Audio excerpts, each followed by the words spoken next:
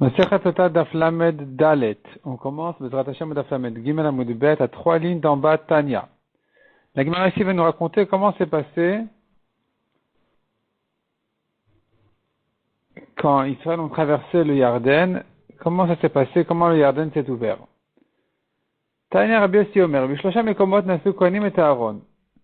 À 3 occasions, c'était les Kohanim au lieu des Lévim qui ont porté le Aaron. Premièrement, Shavuot à Yarden, quand ils ont traversé le Yarden. Ils ont traversé le Jourdain, le fleuve, et là-bas, c'était les Kohanim qui ont porté le Aaron.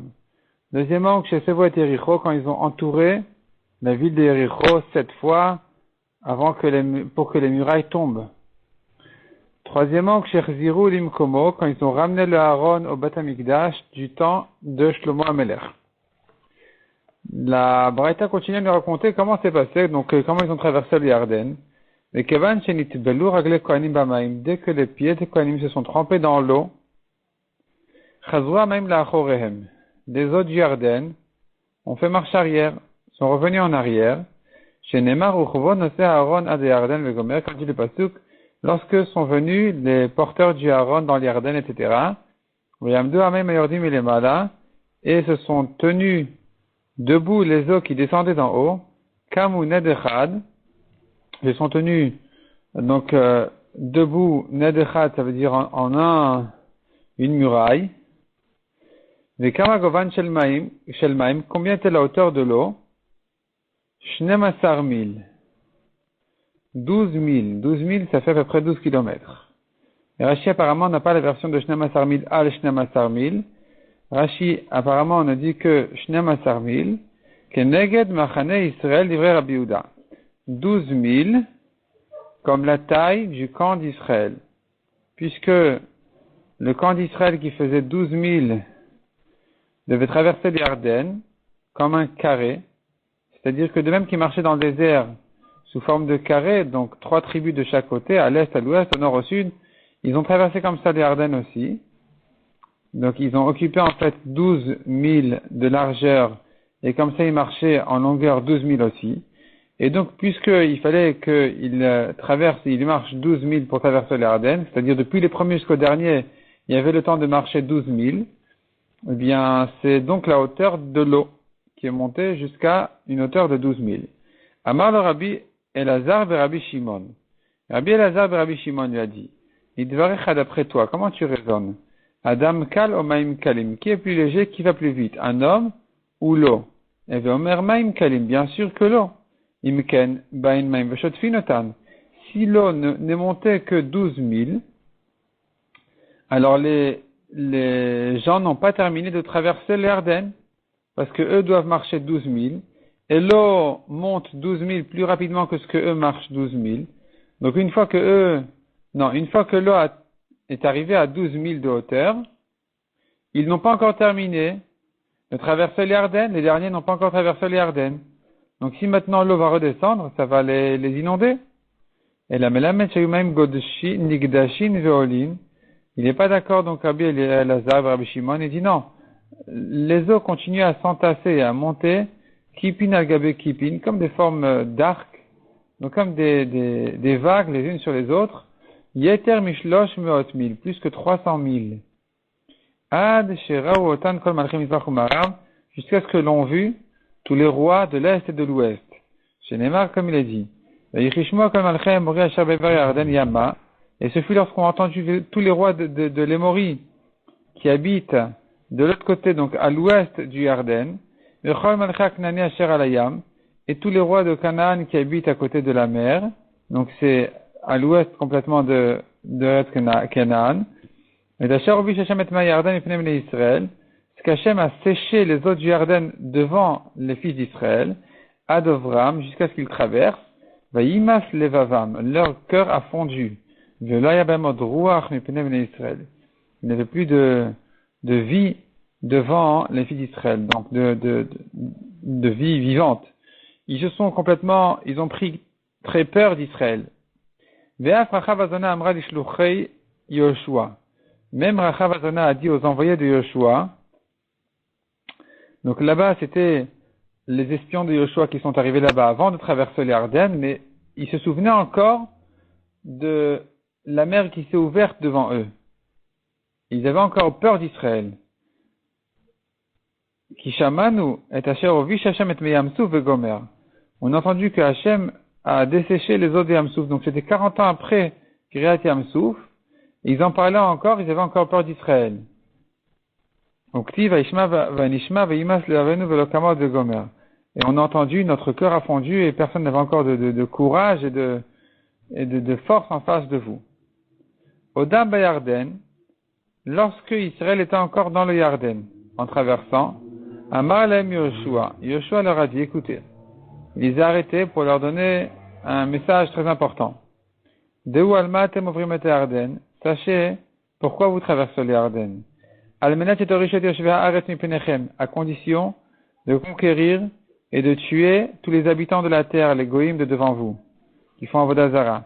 Chez Neymar, comme il a dit, Vorashtem et kol Yoshua Aret mipenechem vegomer. Vous avez l'obligation, c'est une condition, d'exterminer tous les habitants de la terre. Imatem osin ken mutav. Si vous faites ainsi, tant mieux. Veimla ve sinon. Bain maim veshotfin otechem. Viendront les eaux et vont vous inonder. Ici, le passage qui nous dit otechem. Pourquoi c'est écrit otechem et pas otchem? C'est quoi ce yud là? Mai otechem, oti ve'etchem. Ça se dit oti chem. Moi et vous en même temps, on va tous mourir ici. Odam, c'est-à-dire si on ne va pas faire les guerres contre les habitants de Canaan, on va tous mourir ici par l'eau du Yarden. Si le Yarden s'ouvre devant nous, ce n'est qu'à condition et afin que on aille faire la guerre contre tous ces habitants de Canaan. Odam Yarden Amarlen Yoshua. Tant qu'ils étaient encore dans le Yarden, Yoshua leur a dit encore. Harim ulachem ish even achat al shichmo. Levez pour vous un homme une pierre sur son épaule. Les mispar j'étais Israël et Gomer selon le nombre des 12 tribus d'Israël. Donc il fallait qu'ils prennent 12 pierres de là-bas. Uktiv il est dit, les man tihiyezot ot bekir bechem, afin que ce soit comme signe pour vous, parmi vous, cette chose-là. Donc les pierres que vous allez prendre serviront de signe de souvenir, qui shalom benechem achar les morts, ma'avanim lachem et Gomer, quand vos fils vous vont demander demain que sont ces pierres-là, Siman Abanim, ce sera le Siman pour les fils, les générations à venir, Shavo, Avot et Yarden, que leurs pères ont traversé les Yarden. C'est des pierres qui sont sorties du Yarden et on les a placées ici en signe et en souvenir pour ce miracle incroyable. Odam Yarden et Marlen Yoshua. Quand ils étaient encore dans le Yarden, Yoshua leur a dit encore une chose. Donc, si vous lachem misem mitoch Yarden et matav ragla kohanim, portez d'ici pour vous du Yarden de l'endroit où se tiennent les pieds des Kohanim. Hachen shtem esra avanim. Donc préparez d'ici donc 12 pierres. Ve'avartem otam imachem. Ve'inachtem otam bamalon. Et vous les transporterez avec vous et vous les mettrez là où vous allez dormir. Asher talinu bo alayla vegomer, là où vous allez dormir cette nuit. Yachol bechol malon ou malon Talmud Omar. Donc quand il leur a dit vous allez transporter là où vous dormez, peut-être que ça veut dire partout où vous allez dormir, partout où vous campez, passez la nuit. Vous devez amener là-bas les pierres. Donc, Talmud Lomar, non, Asher Talinu Bo Alayla. Le passage nous dit, c'est que là où vous allez dormir cette nuit, et là-bas les pierres vont rester définitivement. Amar Rabbi Yehuda ou Rabbi Yassé. Abba Khalafta, ve Rabbi Eliezer ben Matia, ve Hanania ben Chachinai, ces trois Chachamim là, Amdou Alotan Avanim. Ils se sont tenus sur ces pierres-là, Veshi'arum, et ils les ont évalués, mesurés. Kolachat vachat shkula karbaim sea. Chacune doit peser 40 CA. 40 CA en réalité, c'est comme la quantité de l'eau qu'il faut dans un mikvé. Mais là, c'est de la pierre, c'est pas de l'eau. Ou gmire, or nous avons appris, on connaît une règle qui dit des taouna demad leinish le kitfe, ce qu'un homme peut porter sur son épaule, tilta de teunave. C'est le tiers de ce qu'il est capable de porter quand on l'aide. Et alors, donc si tu vois ici qu'on peut porter tout seul 40 CA, c'est en fait le tiers de ce qu'un homme est capable de porter quand on l'aide. Et qu'on l'aide, ça veut dire qu'on met sur son épaule. Et donc finalement, un homme peut porter 120 CA. Imagine-toi maintenant la grappe de raisin que les Meraglim ont ramené d'Israël. Mikan ata mechachav le'eshkol.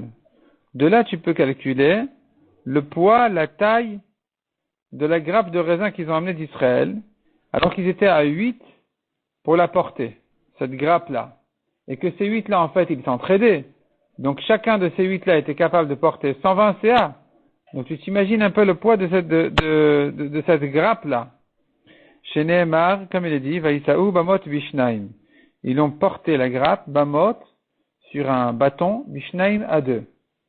Le mot Bishnaim, dans le sens simple, veut dire, ils étaient à 2 pour porter la grappe sur le bâton. Mais la Gemara fait une racha, Bamot Bishnaim, il y avait 2 bâtons. Mais Mashma chez Nehemar Bamot, quand tu me dis ils ont porté la grappe sur un bâton, accroché sur un bâton, et Nioda chez Bishnaim, je comprends qu'ils étaient à 2. Matalmud le Mar Bishnaim, pourquoi la Torah a besoin de me dire ils étaient 2? Bishnaim Otot. Non, donc il y avait 2 barres, il y avait 2 bâtons. Il y avait 2 bâtons pour porter la grappe. Amar Rabitra qui dit plus que ça. Tourtani c'est les bâtons qui servent à porter. C'est un support. Tourtani de Tourtani, un support pour le support.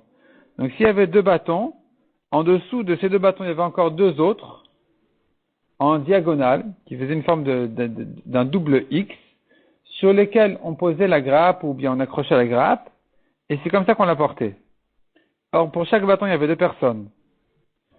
Il y avait donc, pour chaque bâton, 2 personnes. Donc, si maintenant il y avait 4 bâtons, ça fait 8 personnes. Haketad. Shmonenasu eshkol echad. 8 hommes des Meraglim ont porté la grappe. Shmonenasu eshkol, 8 ont porté la grappe.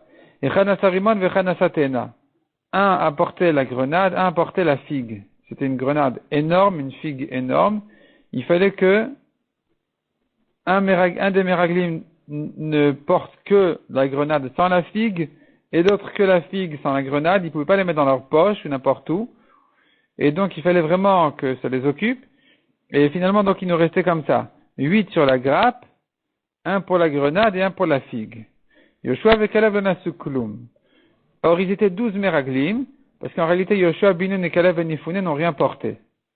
Pourquoi? Ibaïta Mishum de Chashive, soit parce qu'ils étaient importants, plus importants que les autres Meraglim, donc ils ne portaient pas. Ibaïtema, ou bien Shela Yubota Etza, parce qu'ils n'ont pas participé au complot des Meraglim. Puis Geba Rabbi Ami et Rabbi Traknafra, ils sont en discussion là-dessus. Chadamar les divrei Rabbi Yehuda. Selon Rabbi Yehuda, la Gemara revient tout en haut. On a dit que Machloket, est-ce que les Ardennes n'est monté que jusqu'à 12 000 ou jusqu'à 300 000? Rabbi Yehuda qui dit 12 000, qu'est-ce qu'il pense? Que Chanayatan, on tourne la page, que Chanayatan Avrou. Ils ont traversé les Ardennes de la même manière qu'ils campaient. De même que quand ils campaient comme une sorte de carré. Donc, comme on a dit, 3 tribus de chaque côté, à l'est, à l'ouest, au nord, au sud, ils occupaient beaucoup de place. Et ils ont traversé les Ardennes comme ça aussi. Donc, ce qui fait qu'il n'y avait que 12 000 à marcher pour terminer de traverser les Ardennes. Parce que c'est que les tribus qui marchaient donc de l'ouest à l'est qui occupaient du temps pour traverser les Ardennes. Parce que ceux qui étaient du nord au sud, les tribus qui étaient donc à l'ouest, et qui commençaient au nord, qui se terminaient au sud. Pareil, celles qui étaient à l'est. Eux ne prenaient pas beaucoup de temps pour traverser les Ardennes, parce qu'ils étaient en ligne. Et donc, ils traversaient rapidement. Seuls ceux qui commençaient à l'ouest et qui se terminaient à l'est, donc qui faisaient en fait tout le nord ou tout le sud, c'est eux qui occupaient 12 000. Et c'est ça le temps qu'il fallait pour traverser les Ardennes. C'est pour ça que les autres Ardennes ne montaient que jusqu'à 12 000 de hauteur. Ça, c'est ce que pense Rabbi Yehuda. Et dit vrai Rabbi Lazar et Rabbi Shimon. Par contre, Rabbi Lazar qui dit non, il y avait 300 000 de hauteur. Mais il faut dire que non, ils passaient tous, quand ils campaient, ils faisaient une forme de carré. Mais quand ils marchaient et qu'ils voyageaient, alors ils marchaient les uns derrière les autres. Et donc, s'ils marchaient les uns derrière les autres, ça occupait bien beaucoup plus que 12 000. C'est pour ça que Rabbi Lazar a dit 300 000 de hauteur. Ça, c'est une manière de comprendre. Autre compréhension, Vechad Amar et l'autre il dit, Benmar ou Benmar Kechanatan Avrou, tout le monde est d'accord qu'ils ont traversé les Ardennes de la même manière qu'ils campaient, comme un carré. Mar Savar, Adam Kal, ou mar savar maim kalim. La marloquette n'est que de savoir qui va plus vite, l'homme ou l'eau. Si tu dis un homme il est léger comme l'eau, alors 12 000 de hauteur c'est bon. Si tu dis l'eau est plus légère que les hommes, alors si les hommes ont dû marcher 12 000, entre-temps les eaux ont pu grimper et monter jusqu'à 300 000. La question en fait elle est quand l'eau monte, parce que ici l'eau montait, ne descendait pas, l'eau montait et continuait à monter de plus en plus, tant qu'ils traversaient pour ne pas que ça tombe sur eux. Et donc ici il se peut que pour que l'eau monte, alors ça va pas plus vite que les gens qui traversent. C'est ça la marloquette. Est-ce que ça va plus vite et que donc c'est monté jusqu'à 300 000? Ou bien non, c'est à peu près le même temps, donc 12 000, c'était ça la hauteur. Le pasuk nous dit à propos des Meraglim. Donc la camarade dit ici, puisqu'on a commencé avec le Yarden, et que grâce à l'histoire du Yarden, on est rentré donc dans l'histoire de la grappe, parce qu'elle pesait, on pouvait évaluer plus ou moins combien pesait la grappe en fonction de ce que pesaient les pierres qui ont été transportées du Yarden, parce que les Chachamim les ont vus, ils ont évalué qu'il y avait 40 CA. Donc 40 CA, c'est peut-être plutôt du volume que du poids. Et donc, ces pierres-là vont nous servir d'indication pour connaître le poids de la grappe qu'ont transporté les Meraglim, et de là la Gemara en arrive à expliquer la paracha des Meraglim. Les espions qui sont rentrés en Canaan, et la Gemara nous dit comme ça. Shlach lecha anashim, Akadosh Baruch Hu a dit à Moshe, envoie pour toi des hommes. Amaresh laki shlach lecha midatra. Envoie pour toi, ça veut dire, midatra, c'est sur toi, si tu penses bien. Mechi adam ze borer chelekra leatmo. Est-ce qu'un homme va se choisir une mauvaise part? Si Akadosh Baruch Hu donne conseil, et que, si c'était un conseil de la part de Akadosh Baruch Hu d'envoyer les Meraglim, comment ils en sont arrivés à un tel problème, à une telle fin, à un tel désastre? C'est que Akadosh Baruch Hu ne lui a pas donné conseil. Il a dit, si tu veux, je te permets. Mais c'est pas moi qui t'ai dit. C'est ce que Moshe a dit, la chose m'a plu. L'idée m'a plu, à moi, à Moshe. À moi, à Moshe, mais pas à Akadosh Baruch Hu. Qu'ils aillent, donc ces espions-là, espionner la terre. Les Meraglim n'avaient que l'intention de retrouver la honte, de dévoiler et raconter la honte de la terre d'Israël. D'où je sais ça, que c'est ça qu'ils avaient de mauvaises intentions. Parce que ici c'est écrit Yarperu, espionner. Et le mot espionner, le mot Yarperu, il a un sens de honte. Elle va voir honte la lune et le soleil. Quand Kadosh Baruch Hu va venir régner et qu'on va voir la grande lumière. En tout cas, tu vois que Vechafra veut dire honte. Donc Veyarperu, c'est la honte de la terre. Ça te montre que depuis le début, ils avaient déjà des mauvaises intentions. Ve'eleshmotam, voici leur nom des Meraglim, les Mater Reuven, Shamua, Ben Zakur, etc. La Torah nous donne le nom des 12 Meraglim. Amar Abitrak Davar Zemasoret Biaden Maboten. Cette chose-là, on a pris de nos pères. Meraglim, Al-Shem Masem Nikreu. Les Meraglim ont des noms qui sont en rapport avec ce qu'ils ont fait. Ve'anu, lo alta biadenu, ela echad. Mais nous ne savons expliquer qu'un d'entre eux, qui est Setour ben Michael. Un des Meraglim s'appelait Setour ben Michael. Pourquoi? Setour chez Satar Masav chez la Kadosh Baruch Hu. Il s'appelle Setour parce qu'il a contredit l'action de la Kadosh Baruch Hu. Kadosh Baruch Hu qui a promis que c'est une bonne terre, il est venu le contredire.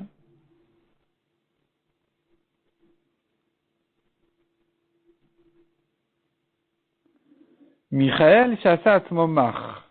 On l'appelle Michael parce que il s'est fait de lui-même pauvre. Le mot Michael vient du mot Mach, qui veut dire pauvre. La Gemara dit à Sa'atmo comme s'il a fait ça sur lui-même. Mais en réalité, la Gemara fait allusion en fait que c'est Tour ben Michael, donc a dit du mal de Akadosh Baruch Hu. Il a fait comme si Akadosh Baruch Hu lui-même était pauvre. C'est pour ça qu'on l'appelle Michael. Amar Rabbi Yochanan, Afanu Nomar, nous pouvons expliquer d'après ça encore un autre nom des Meraglim, Nachbi ben Vafsi. Pourquoi Nachbi, Sherbit Varav Shel Akadosh Baruch Hu? Il a caché les paroles de Akadosh Baruch Hu. Il n'a pas montré la beauté de la terre. Il a fait semblant de montrer autre chose. Il les a pas dit tel quel. Vafsi, pourquoi on l'appelle Vafsi? Chez Pisea, al-Midotav chez la Kadosh Baruch Hu. Pisea, ça veut dire, il a fait un grand pas dessus. Il a fait un grand pas sur les paroles de la Kadosh Baruch Hu, les promesses, il les a pas montrées telles quelles. Il a sauté un peu à un truc sur deux, et donc ça a changé complètement l'histoire. Au lieu de raconter les choses telles quelles, quand tu racontes un mot sur deux, ça change complètement le sens. Vayalou banega vavod Chevron. Ils sont montés donc au sud, et il est arrivé jusqu'à Chevron.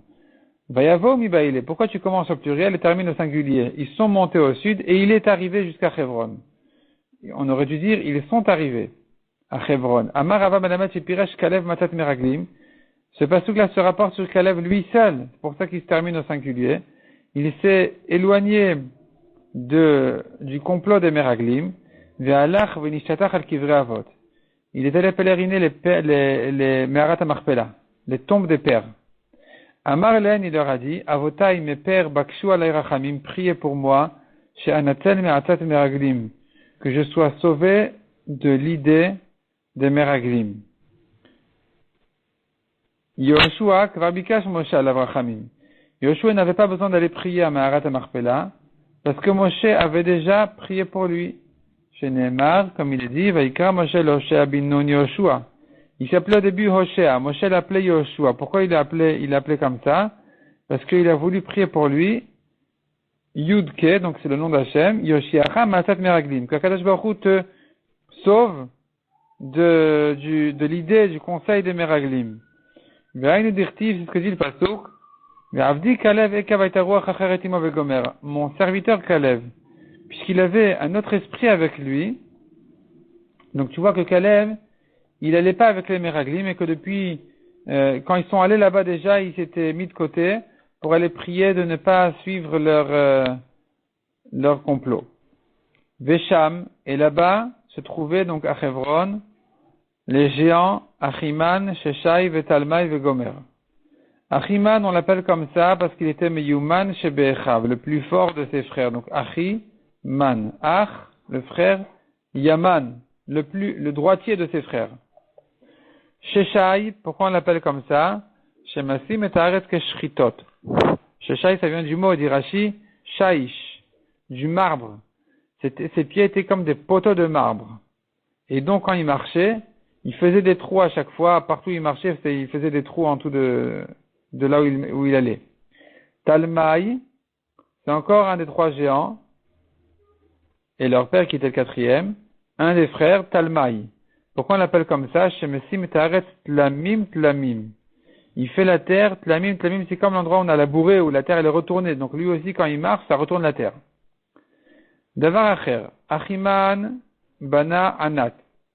Le géant Achiman a construit la ville de Anat. Sheshai Bana Alash. Talmai Bana Talbush. Chacun a construit une ville.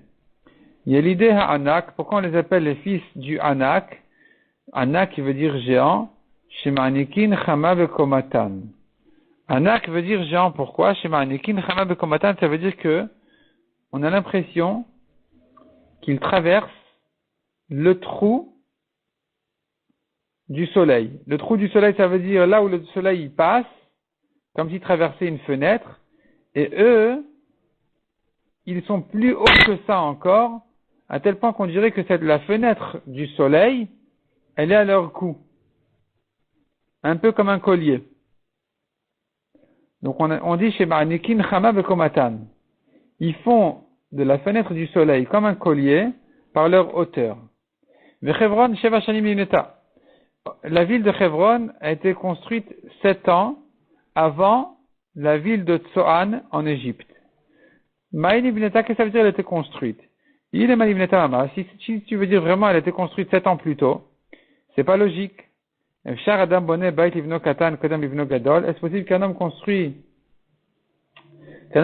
la maison pour son fils petit avant la maison de son fils grand? Dirtiv, car il est écrit, Uvnecham, Kush ou Mitzrayim, Ufut ou Knaan. Mitzrayim était le deuxième fils de Cham. Mitzrayim, c'est le nom d'un homme. Il était le deuxième fils de Cham. Knaan, il était le quatrième fils de Cham. la ville de Hebron est dans la terre de Canaan, bien sûr. La ville de Tsoan, comme on a dit, elle est en Mitzrayim. Donc c'est pas possible que la ville de Hebron, dans Canaan, ait été construite 7 ans plus tôt que Mitzrayim, puisque Mitzrayim il est plus grand que Canaan. Donc ne me dis pas que Hebron a été construite 7 ans avant. Alors qu'est-ce que ça veut dire qu'elle a été construite 7 ans avant? Et la Shaita mevuna alechad mishiva betsoan. Ça veut dire qu'elle était construite, elle valait 7 fois plus que la ville de Tsoan. Elle était réussite 7 fois plus que la ville de Tsoan. Et tu n'as pas une terre aussi dure à travailler en Eretz Israël plus que Hebron. Des Kavreba Shirve, la preuve c'est qu'on s'en servait à enterrer les morts, comme on voit pour Meharat Marpella.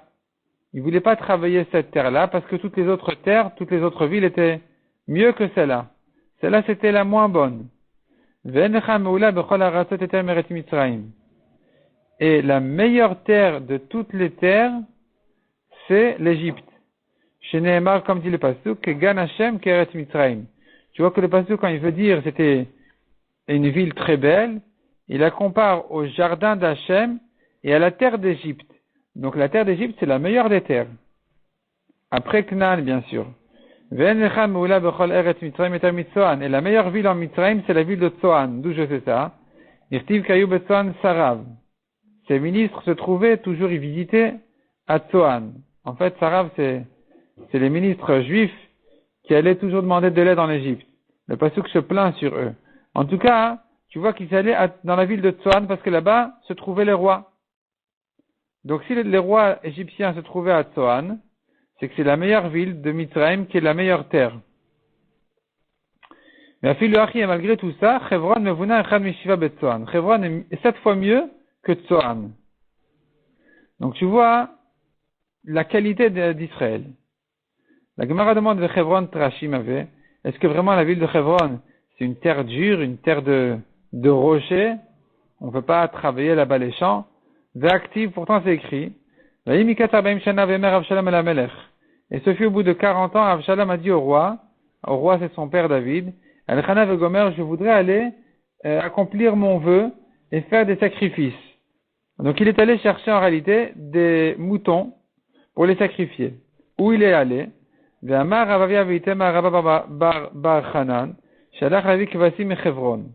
est allé chercher des moutons de la ville de Hebron. Vetania Elim Moab Kvasim Hebron. On voit dans une braïta, les béliers les meilleurs se trouvent à Moab, dans la terre de Moab, et les meilleurs moutons se trouvent dans la ville de Hebron. Donc tu vois que c'est une bonne terre, puisqu'il y a les meilleurs moutons là-bas. Répond la Gemara, non, bien au contraire. Mina, c'est justement ça qui va nous prouver que c'était la moins bonne terre. Aïda de Kli Sha'ara, puisque la terre elle est légère, elle fait pas il y a Rachidi fine, la terre là-bas elle est plus fine, et il y a moins de terre là-bas, donc on ne laboure pas, on sème pas là-bas, on met pas là-bas du blé, on fait pas des champs qui soient utiles pour les êtres humains, qui soient de la nourriture d'hommes, et donc ce qui se passe finalement, c'est que ce qui pousse là-bas, c'est de l'herbe qui va servir aux moutons. Et donc justement, c'est pour ça que là-bas c'est les meilleurs moutons. Avdaraya, donc finalement c'est là-bas que la terre fait pousser des bonnes herbes, Veshamen Kinyana, et que donc les moutons, ils sont gros et bien là-bas. Donc finalement, tout ça pour nous dire que Hebron, qui est la pire des villes en Israël, au niveau de l'agriculture, elle est 7 fois mieux que Tsoan, qui est la meilleure ville de Mitzrayim, qui est la meilleure des terres. La Gemara va continuer à nous décrire toute la paracha des Meraglim. Dans le daf suivant, on va laisser ça pour Betrat Hashem, le daf Lamed.